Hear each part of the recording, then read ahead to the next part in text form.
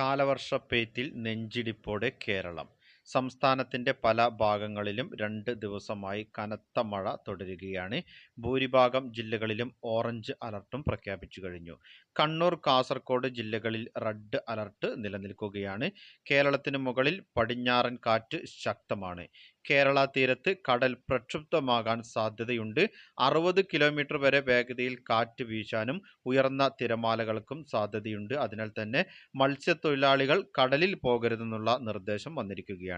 കാലവർഷം കനത്തതോടെ എറണാകുളത്തെ തീരപ്രദേശങ്ങളിൽ കടലാക്രമണം രൂക്ഷമാവുകയാണ്.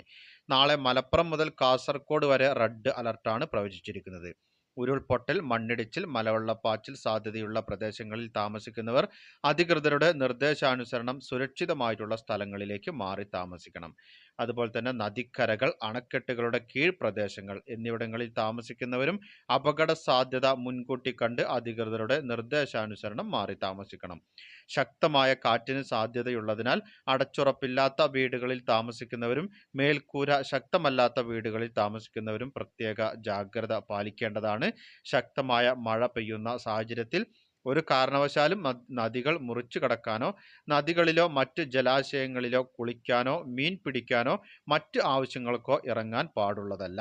ജലാശയങ്ങൾക്ക് മുകളിലെ മേൽപ്പാലങ്ങളിൽ കയറി കാഴ്ച കാണുകയോ സെൽഫി എടുക്കുകയോ കൂട്ടം കൂടി നിൽക്കുകയോ ചെയ്യാനും പാടില്ല എന്നുള്ളത് പ്രത്യേകമായിട്ടുള്ള നിർദ്ദേശമായി തന്നെ വന്നിരിക്കുകയാണ്. മഴ ശക്തമാകുന്ന അവസരങ്ങളിൽ അത്യാവശ്യമല്ലാത്ത യാത്രകൾ പൂർണ്ണമായും ഒഴിവാക്കണം.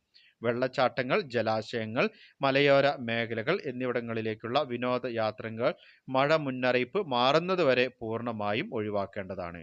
ജലാശയങ്ങളോട് ചേർന്ന റോഡുകളിലൂടെയുള്ള യാത്രകളിൽ പ്രത്യേകം ജാഗ്രത പാലിക്കണം. അറ്റകുറ്റപ്പണികൾ നടക്കുന്ന റോഡുകളിലും വളരെയധികം ശ്രദ്ധിക്കേണ്ടതുണ്ട്.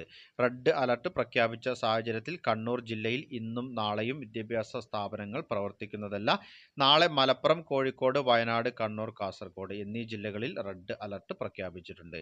പൊതുജനങ്ങൾ വളരെയധികം ജാഗ്രതയോടുകൂടി ശ്രദ്ധിച്ചിരിക്കേണ്ട അറിയിപ്പാണ് ഈ ഒരു വീഡിയോയിലൂടെ പങ്കുവച്ചത്. മറ്റുള്ളവരിലേക്കും ഈ ഇൻഫർമേഷൻ ഷെയർ ചെയ്തെത്തിക്കണം. അഭിപ്രായങ്ങളും നിർദ്ദേശങ്ങളും കമന്റിലൂടെ എഴുതി അറിയിക്കുക. പുതിയൊരു വീഡിയോയിൽ വീണ്ടും കണ്ടുമുട്ടാം.